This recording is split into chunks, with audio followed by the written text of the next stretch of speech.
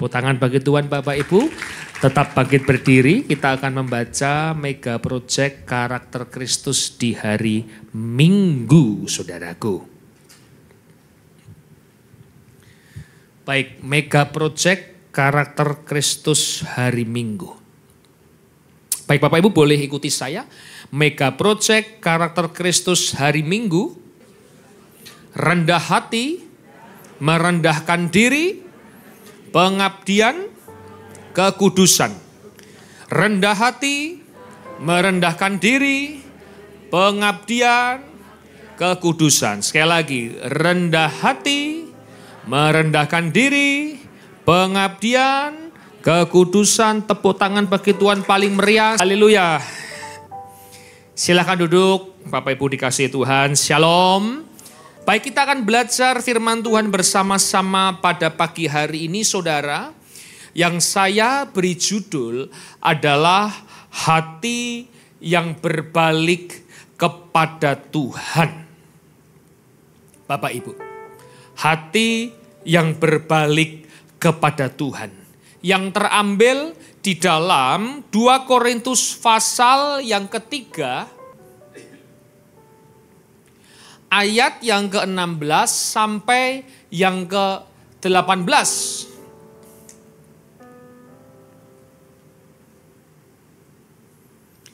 2 Korintus pasal yang ketiga, ayat yang ke-16 sampai yang ke-18. Demikian firman Tuhan berbicara. Tetapi apabila hati seseorang berbalik kepada Tuhan, berarti ada hati yang tidak berbalik. Atau hati yang belum berbalik kepada Tuhan. Maka selubung itu diambil daripadanya. Sebab Tuhan adalah roh dan di mana ada roh Allah di situ ada kemerdekaan. Saudara, ini adalah perikop di mana Paulus sedang menginjil di satu kota yang namanya adalah Korintus. Kalau kita boleh belajar, saudara, jemaat di Korintus itu adalah jemaat yang aktif di dalam pelayanan. Jemaat yang aktif datang gereja. Jemaat yang aktif membangun rumah Tuhan. Jemaat yang aktif untuk hal-hal kegiatan agamawi.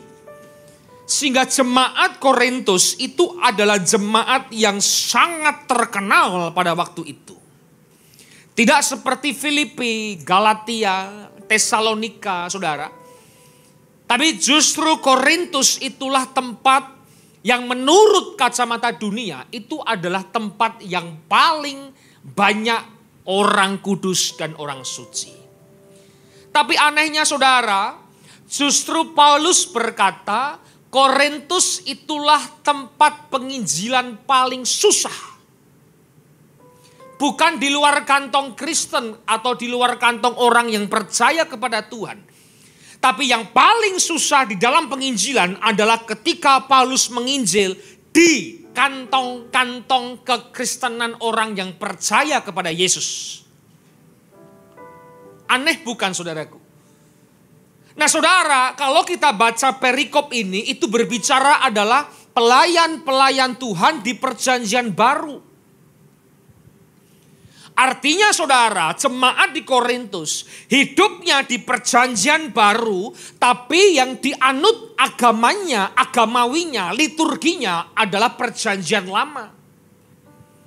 Sehingga di ayat di atas ini dikatakan, kalau kita hidup, kalau kita melayani Bapak Ibu, jemaat Korintus, kalau sampai hukum Taurat itu yang paling utama tanpa hukum Injil, maka sampai itu kita melayani, kita di gereja, tapi ada satu selubung yang menutupi.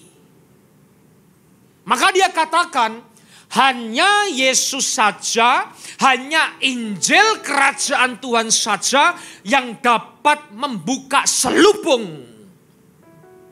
Makanya kita dikatakan adalah orang-orang yang merdeka. Makanya bersyukurlah jadi orang Kristen. Kalau Anda percaya kepada Tuhan Yesus, Dia adalah Tuhan kita. Dia juru selamat kita, maka selubung kita sudah diambil daripadanya. Saudara, hari ini jangan sampai kita menjadi orang Kristen seperti jemaat yang di Korintus. Ke gereja, melayani Bapak Ibu, tapi hatinya belum berbalik kepada Tuhan. 2 bulan ini saya betul-betul mengalami persekutuan yang indah dengan Tuhan Bapak Ibu. Ketika saya mendapat banyak rema, itu selalu berbicara tentang hati. Saudara, saya mau katakan demikian. Banyak orang yang kaki tidak dibelenggu oleh si jahat atau si iblis. Banyak orang Kristen tangannya tidak dibelenggu sama si jahat atau si iblis. Saudara diberi waktu, diberi kebebasan sama si iblis, datang gereja. Anda diberi kebebasan sama si iblis untuk melayani dengan tangan saudara. Dan mulut kita tidak dibelenggu sama si jahat, tidak dibelenggu sama si iblis Bapak Ibu. Sehingga orang datang gereja bisa memuji Tuhan. Orang bisa menyampaikan isi hati Tuhan. Orang bisa menginjil, orang bisa berkhotbah sekalipun. Tangan dan kaki saudara tidak pernah dibelenggu sama si iblis. Kita diberi kebebasan datang ke rumah Tuhan. Tapi sayangnya, berapa banyak tangan, kaki, mulut, mata kita bebas tidak dibelenggu. Tapi hati manusia dibelenggu sama si iblis. Datang gereja, kaki gak dibelenggu, tapi hatinya dibelenggu. Makanya orang yang melayani, lihat. Pengkhotbah mungkin saudara, dia bisa jago bicara. Tapi bagi saya, pengkhotbah itu bukan jago bicara. Pengkhotbah itu juga dituntut melakukan apa yang dia bicarakan. Jangan sampai cuma di atas mimbar kita kelihatan baik saudaraku. Tapi di luar mimbar, berapa banyak hati-hati orang itu masih dibelenggu. Nggak bisa ngampuni orang, penuh dengan dendam. Penuh dengan benci. Sudah mau akhir tahun tetap benci saudaraku. Melayani tapi pekerjaannya nipu orang. Melayani tidak bayar utangnya orang. Saya harap gak ada di sini. Di luar banyak. Tapi yang di luar datang sini semua pada pagi hari ini. Saudara, kakimu tidak dibelenggu sama si jahat. Tanganmu tidak dibelenggu sama si jahat. Tapi berapa banyak orang datang gereja, hatinya dibelenggu sama si iblis. Hatimu tidak berbalik kepada Tuhan, walaupun kita datang ke rumah Tuhan. Karena bagi saya, kekristenan itu bukan sebuah agama. Saya ulangi, kekristenan bukan sebuah agama atau liturgi. Kekristenan itu berbicara kehidupan. Bukan liturgi. Datang gereja, 1 lagu lambat, 2 lagu cepat, 1 lagu lambat. Pendeta naik khotbah, 40 menit, 2 jam jemaat marah, 30 menit jemaat marah. Turun mimbar, doa berkat, pulang, selesai Pak. Hidup masih dalam dosa, hidup masih dalam akar pahit, hidup masih dalam kekecewaan. Apakah itu kekristenan Bapak Ibu? Makanya hari ini pastikan kalau saudara datang ke rumah Tuhan, pastikan hatimu tidak dibelenggu sama si jahat. Pastikan hatimu berbalik kepada Tuhan. Jangan hati kita menjauh dari Tuhan. Walaupun kita dekat secara mata jasmani.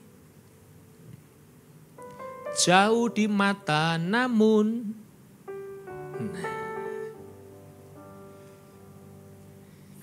Ayat 18 Bapak Ibu. Dan kita semua mencerminkan kemuliaan Tuhan dengan muka yang tidak terselubung. Udah merdeka. Hatinya berbalik, selubungnya hilang. Merdeka. Ada dosa, ada dendam, hati belum berbalik. Terselubung iman kita. Terselubung rohani kita. Dan karena kemuliaan itu datangnya dari Tuhan yang adalah roh, maka kita diubah menjadi serupa dengan gambarnya dalam kemuliaan yang semakin besar. Saya mencatat dari ayat 18 ini ada 4 ciri-ciri orang yang hatinya berbalik kepada Tuhan. Yang pertama saudara, orang yang hatinya berbalik kepada Tuhan, dia akan mencerminkan kemuliaan Tuhan. Yang kedua, orang yang hatinya berbalik kepada Tuhan, dia akan sadar semuanya datangnya daripada Tuhan. Yang ketiga, orang yang hatinya berbalik kepada Tuhan, dia akan diubah serupa dengan gambarnya. Dan yang keempat, orang yang berbalik kepada Tuhan, Tuhan semakin besar di dalam hidupnya. Pada pagi hari ini saya akan membahas poin yang keempat saudara, yaitu berbicara Tuhan semakin besar. Apa saudara? Tuhan semakin besar. Yang terambil di dalam Yohanes pasal yang ketiga, ayat yang ke-22 sampai yang ke-30 Bapak Ibu. Yohanes pasal yang ketiga, ayat yang ke-22 sampai yang ke-30 saudaraku. Judulnya saja sudah kesaksian Yohanes tentang Yesus.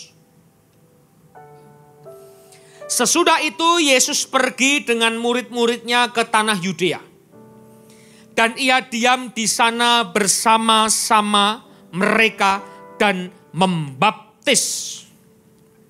Ayat 23. Akan tetapi Yohanes pun membaptis juga di Ainon, dekat Salim. Sebab di situ banyak air dan orang-orang datang ke situ untuk dibaptis. Saudara, saya mencatat siapa itu Yohanes Pembaptis.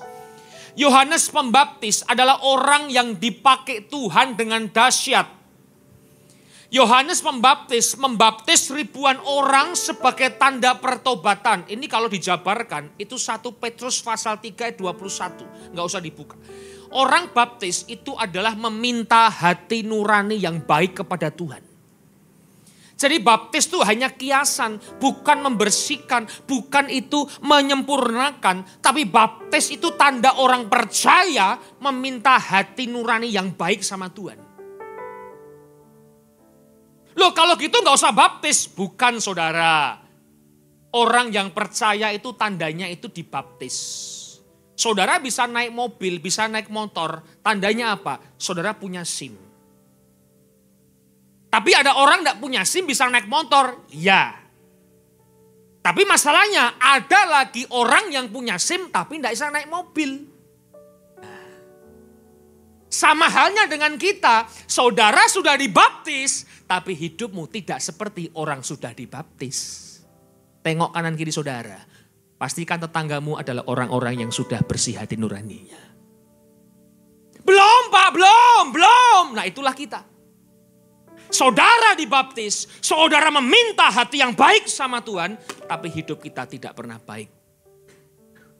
Itu bagaikan orang punya SIM tapi tidak bisa naik motor. Makanya kalau di gereja jangan suka nembak SIM Bapak Ibu. Di gereja jangan suka nembak SIM, maunya instan, maunya nembak. Tidak bisa. Ya saya nggak bahas baptis, nanti bisa lain kemana-mana khotbahnya saudara. Siapa itu? Yohanes Pembaptis adalah orang yang membuka jalan untuk percaya kepada Yesus. Kesaksian Yohanes tentang Yesus. Siapa itu Yohanes Pembaptis? Pendahulu Yesus dalam kekristenan. Siapa dia? Orang yang sangat-sangat terkenal di zaman itu. Namanya saja Yohanes Pembaptis. Kerjaannya yang baptis. Siapa dia? Dia adalah orang yang rendah hati saudara. Orang yang tunduk kepada kehendak Allah. Orang yang menolak kesetaraannya dengan Yesus. Orang yang membaptis Yesus Tuhannya. Walaupun tidak layak untuk membaptis Tuhan. Saudara kalau lihat dari ciri-ciri orang ini orang yang dahsyat Bapak Ibu. Orang yang benar-benar dipakai Tuhan. Orang yang benar-benar punya kriteria orang yang dipakai Tuhan. Rendah hati, tidak sombong, meninggikan nama Yesus. Dia tidak boleh nampak, Tuhan yang harus nampak. Dia bahkan membaptis Yesus itu sebagai baptisannya saudara. Tapi dia katakan, Aku ini hanya alatnya Tuhan. Nah kita lihat dulu ayat 24 Bapak Ibu, kita teruskan dulu ya. Sebab pada waktu itu Yohanes belum dimasukkan ke dalam penjara.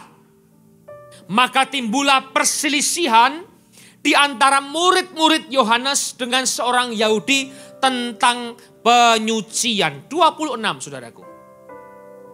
Lalu mereka datang kepada Yohanes dan berkata kepadanya, Rabi,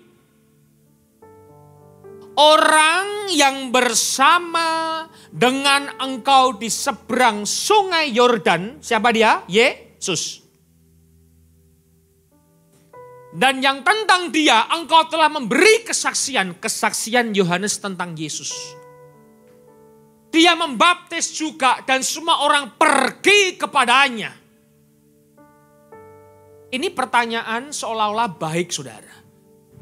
Tapi sebenarnya di dalam itu ada sebuah unsur melecehkan atau membandingkan antara Yohanes dengan Yesus Kristus.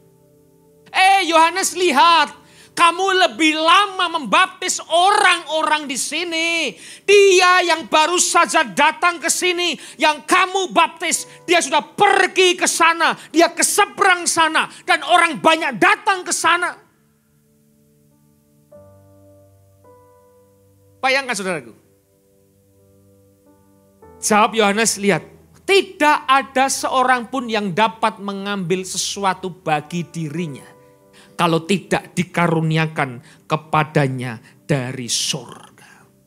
Saudara, ada perdebatan mengenai baptisan yang Yesus lakukan dengan yang Yohanes lakukan. Didebatkan. Seolah-olah kamu kalah hebat loh sama Yesus. Kamu lebih dulu yang mulai loh. Kenapa kok ada orang yang baru saja muncul? Kok kita kalah sama dia?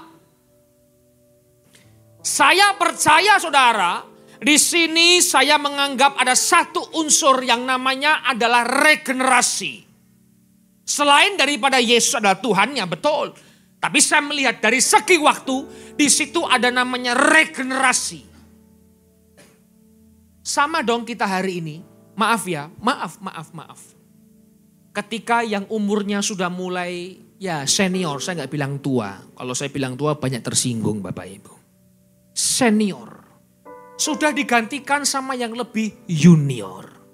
Yang senior marah, aku nih mengerjakan lebih dulu, kamu gak ada apa-apanya. Orang datang sama saudara bilang begini, Pak, Bu, lihat loh, orang yang kamu didik jadi murid, sekarang lebih hebat dari kamu. Orang datang ke sana semua. Kira-kira Bapak Ibu jawabannya apa? Saudara kok diam semua pada pagi hari ini? Kira-kira jawabannya saudara apa? Merry Christmas Pak and Happy New Year. Karena 25 saja Bapak Ibu. Kita akan marah. Kita akan tersinggung. Enggak Pak, sudahlah. Manusia hatinya itu hanya Tuhan yang bisa mengerti isi hati saudara. Saudara lihat dulu. Yohanes Pembaptis selalu membawa banyak orang datang dan mengenal Yesus bukan kepada dirinya. Ini dahsyat Bapak Ibu. Selalu membawa orang datang kepada Yesus bukan kepada dirinya. Dan kenapa hari ini saudara kita tidak membawa jiwa datang dan mengenal Yesus? Kenapa kita nggak bersaksi tentang Yesus kepada orang-orang di sekitar kita? Yang kita saksikan hanya kehebatan kita. Padahal kehebatan kita itu datangnya daripada Tuhan. Yang kita saksikan selalu keberhasilan kita. Makanya pengusaha itu gampang Bapak Ibu. Cek, ini boleh sebagai tolak ukur. Kalau pengusaha kerja, itu isinya ngeluh kalau sepi, gak ada omset, ngeluh aja. Coba lihat dia ketika rame, pasti diem aja. Dia diem aja. Tapi kalau sepi, Aduh, sepi banget. Kerjaanku sepi banget. Ini sepi sekali. Coba kalau diam. Tapi saya pastikan pengusaha di gereja BES mau sepi, mau rame, tetap diam. Yang hebat sepi ngomong, rame ngomong, itu hebat saudara. Yang kita saksikan saudara, itu selalu diri kita sendiri. Setiap pelayanan kita untuk orang datang kepada Yesus atau kepada dirimu sendiri Bapak Ibu.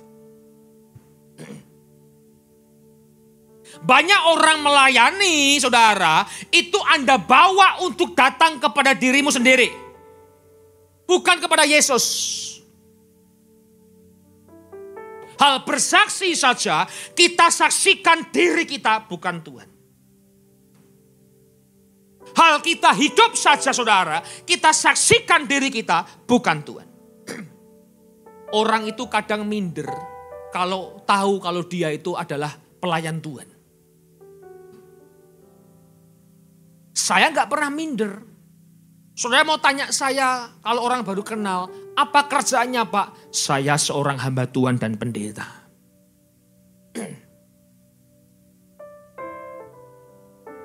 Kalau bicara, coba saudara kita perhatikan dulu. Anda dan saya, termasuk saya. Kalau saudara bicara tentang hidup Yesus atau diri kita sendiri. Banyak orang gagal membawa jiwa datang kepada Yesus. Tapi dia bawa jiwa untuk dirinya sendiri. Contohnya siapa? Kita lihat. Gembala di dalam melayani membawa jiwa bukan datang kepada Yesus. Tapi datang kepada pribadi gembalanya. Makanya kalau khotbah pilih-pilih. Yang khotbah siapa? Oh pendeta A. Oh gua datang. Kalau yang khotbah siapa? Itu loh yang dari Solo gendut jelek itu loh. Anda gak mau datang. Saudara bawa jiwa datang di gereja. Serahkan jiwa itu kepada Yesus melalui gereja. Ada orang maaf. Natal tuh damai Pak, memaafkan saya. Ada amin gak ini? Anda bawa jiwa datang gereja. Anda kecewa sama gereja. Anda mungkin gak datang gereja. Anda mungkin banyak cutinya. Anda juga mempengaruhi jiwa yang Anda bawa untuk gak datang gereja. Halo Bapak Ibu?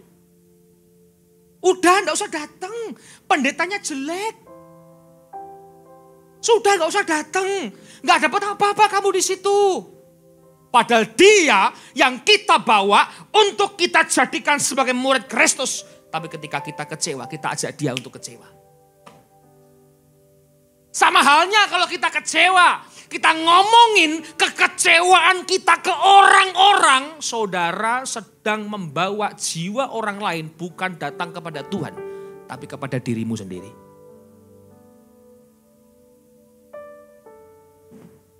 Siapa dia? Pengkhotbah. Siapa dia? WL singer. Yang nyanyi supaya jemaat dengar suaranya yang merdu. Kalau WL-nya yang lebih muda, yang lebih junior, gak ada pengalaman. Sudah, Ci, gak usah datang di sana, Ci. WL-nya junior, Ci. Siapa dia? Koordinator gereja. Siapa dia? Bendahara gereja. Siapa dia? Semua bagian pelayanan. Puji Tuhan Pak, kalau saya nggak melayani berarti aman Pak. Nggak masuk kriteria. Saudara, semua orang Kristen itu harus datang membawa jiwa, datangnya harus kepada Tuhan. Perhatikan baik-baik Bapak Ibu, bahwa setiap buah pelayanan kita, saudara, jiwa itu untuk datang kepada Yesus. Bukan dia hanya menjadikan saudara, mengkristenkan orang, tapi harus mengkristuskan orang berbeda. Ajak mereka, didik mereka, baptis mereka, ajar mereka, bawa mengenal Yesus. Itu mengkristuskan, bukan mengkristenkan, berbeda. Orang hanya jago mengkristenkan, tapi tidak jago mengkristuskan. Kenapa? Karena dirinya belum bisa jadi teladan juga bagi orang. Saudara, Yohanes Pembaptis selalu membawa buah pelayanannya itu datang kepada Yesus. Dia tidak pernah bilang, aku lebih baptis banyak daripada Yesus. Aku lebih dulu baptis sebelum dia baptis. Enggak, saudara. Dia bilang tidak ada yang dapat diambil daripada dirinya. Coba hari Bapak Ibu, kalau kita bergereja, kita melayani, saudara datang, tidak usah bilang bawa jiwa. Jiwamu kita berikan kepada Tuhan atau kita berikan kepada diri kita sendiri. Makanya selera, gak ada tanggung jawabnya. Saudara bawa jiwa itu pada dirimu sendiri. Saudara, kalau kita bawa jiwa kepada Tuhan Yesus, itu diibarat ada sebuah domba. Tapi kalau kita membawa jiwa datang kepada dirimu sendiri, 1, 2, 3, dasar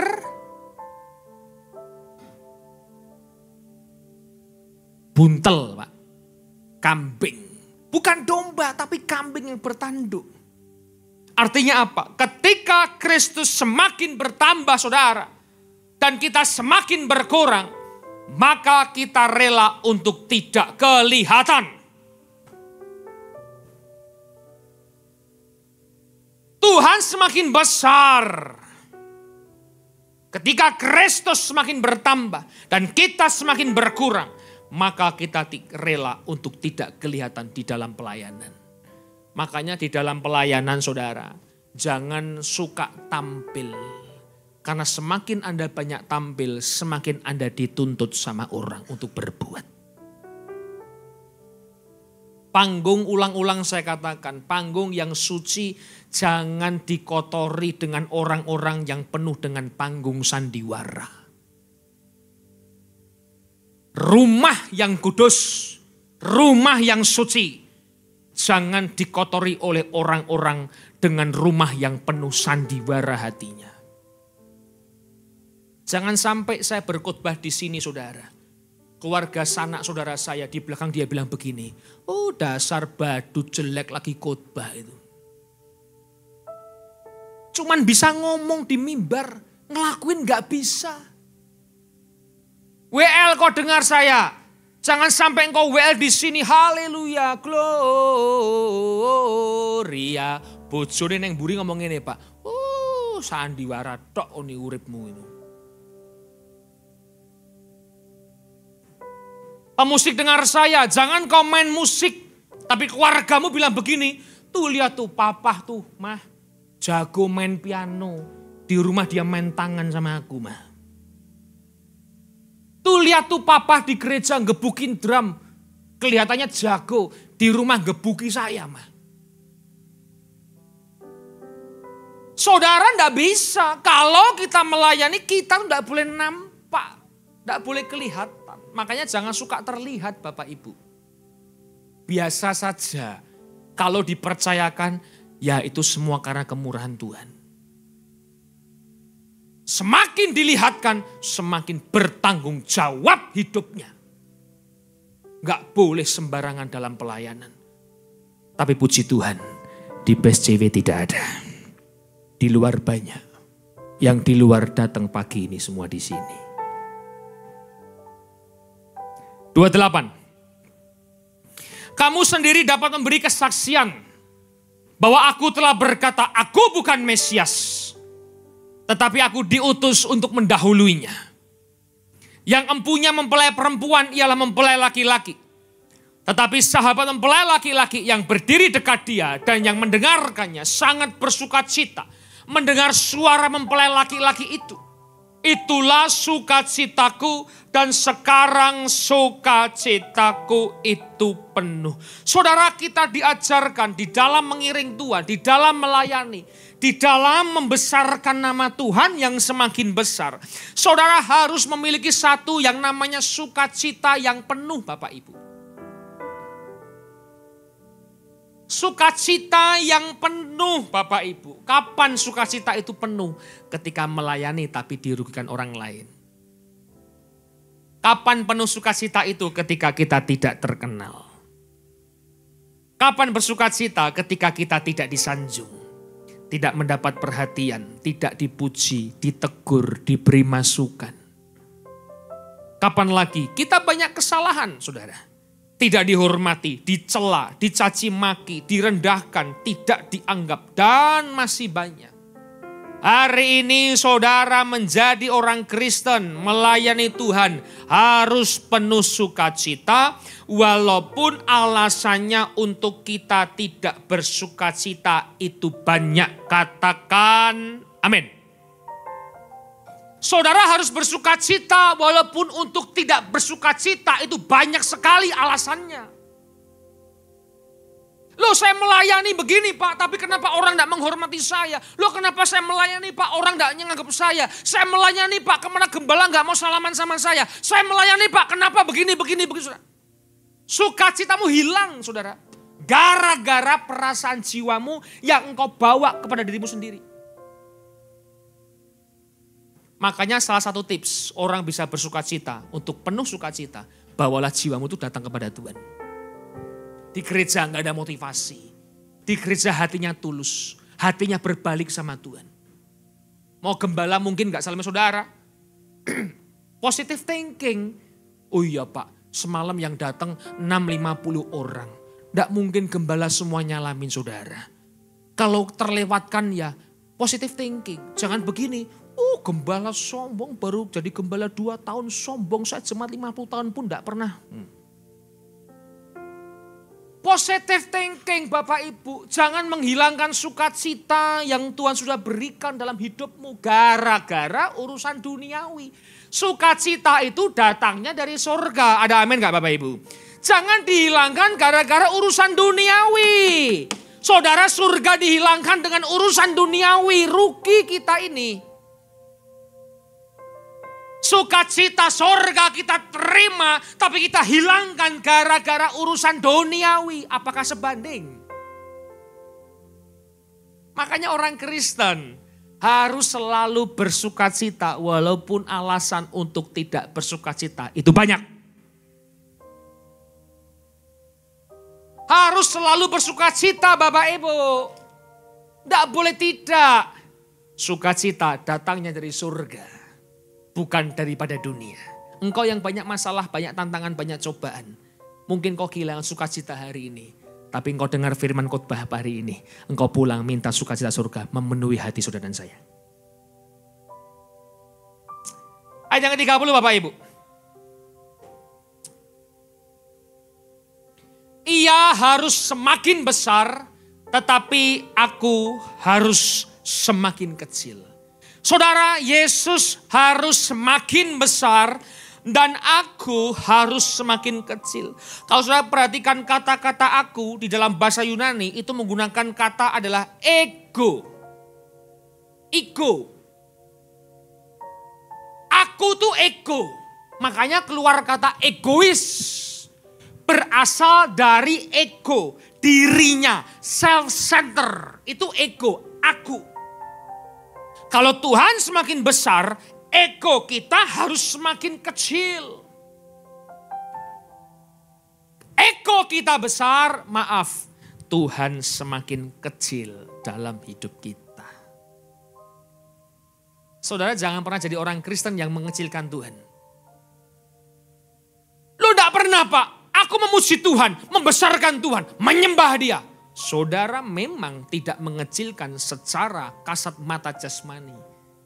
Tapi karena rohanimu yang egonya tinggi terus, maka Tuhan itu dikecilkan dalam hidupmu dan saya. Engkau harus ingat Bapak Ibu, Tuhan yang harus semakin besar, kita harus semakin kecil. Yeremia pasal yang ke-8 ayat 11b bilang begini, jangan kamu bersusah hati, sebab sukacita karena Tuhan itulah perlindunganmu Bapak Ibu.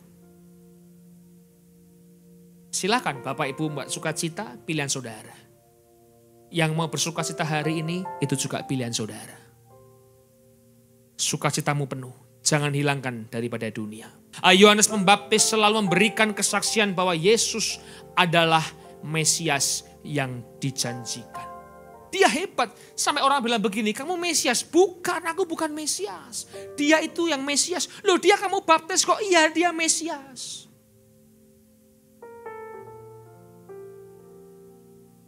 Saudara, Yohanes selalu mengakui Yesus adalah Mesias. Apapun keadaannya. Dia di penjara tetap berkata Yesus adalah Mesias. Artinya apa di sini saudara? Jangan pernah menjual nama Yesus demi apapun dalam hidupmu. Saudara harus tetap percaya kepada Yesus apapun keadaan hidupmu. Ada amin. Yakobus pasal 3. Sebab di mana ada iri hati mementingkan diri sendiri, ego lagi Bapak Ibu. Di situ ada kekacauan dan segala macam perbuatan jahat. Lukas 14 ayat yang 11. Sebab barang siapa meninggikan diri, ia akan direndahkan. Dan barang siapa merendahkan diri, dia akan ditinggikan. Amsal 14:12, tinggi hati mendahului kehancuran, tetapi kerendahan hati mendahului kehormatan. Nehemia pasal 9, 5 dan 6. Dan berkatalah Yesua, Kadmiel, Bani Hashabneya, Serebia, Hodia, sebabnya dan Petalia. Orang-orang Lewi itu, bangunlah, pujilah Tuhan Allahmu dari selama-lamanya sampai selama-lamanya. Terpujilah namamu yang mulia, yang ditinggikan, mengatasi segala puji dan hormat. Hanya Engkau Tuhan, Engkau adalah Tuhan. Engkau telah menjadikan langit, ya langit dan segala langit, segala bala-bala tentaranya. Bumi dengan segala yang ada di bumi, di atasnya, laut, segala di dalamnya. Engkau memberi hidup kepada semuanya itu. Dan bala tentara langit sujud menyembah kepadamu. Saudara, hari kita boleh belajar bahwa Yesus harus semakin besar. Saudara harus semakin kecil. Kesimpulan pada pagi hari Bapak Ibu. Hati yang berbalik kepada Tuhan. Bawalah jiwa datang kepada Yesus. Jangan kepada diri sendiri. Dengan rela tidak kelihatan.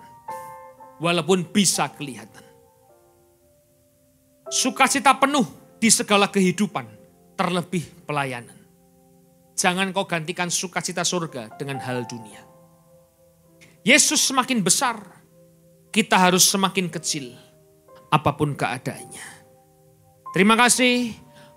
Tuhan Yesus memberkati. Bangkit berdiri. Kasih tepuk tangan bagi Tuhan. Haleluya, haleluya, haleluya.